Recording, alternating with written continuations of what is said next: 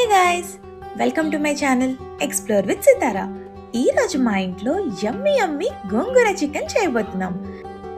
దానికోసం కావలసిన గోంగూర మా మమ్మీ పెంచిన గోంగూర చెట్టు నుంచి కట్ చేస్తుంది. చాలా ఎండగా ఉండడం వల్ల నేనైతే లోపలికి వచ్చేసా. ఫైనల్గా మా మమ్మీ అన్ని గోంగూర ఆకుల్ని కట్ చేసి ఇంట్లోకి తీసుకొచ్చింది. అది అయ్యే లోపల మా డాడీ అయితే చికెన్ తీసుకొని వచ్చాడు. తెచ్చిన చికెన్ అయితే మా చెల్లి క్లీన్గా కడిగేస్తుంది. చికెన్ అయితే నీట్గా క్లీన్ చేసుకొని ఇలా పక్కన పెట్టుకోవాలి.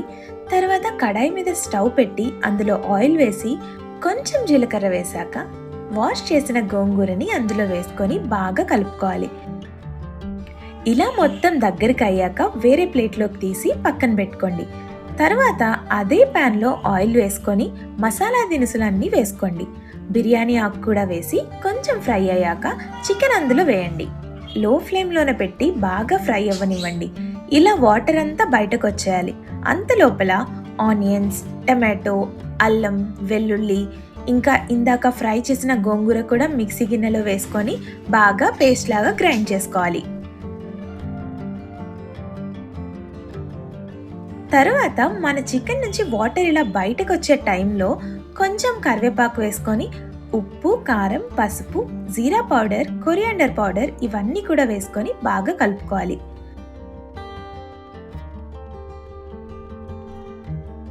కొంచెం ఫ్రై అయిన తర్వాత ఇందాక మనం ప్రిపేర్ చేసుకున్న పేస్ట్ని వేసి బాగా కలుపుకోవాలి.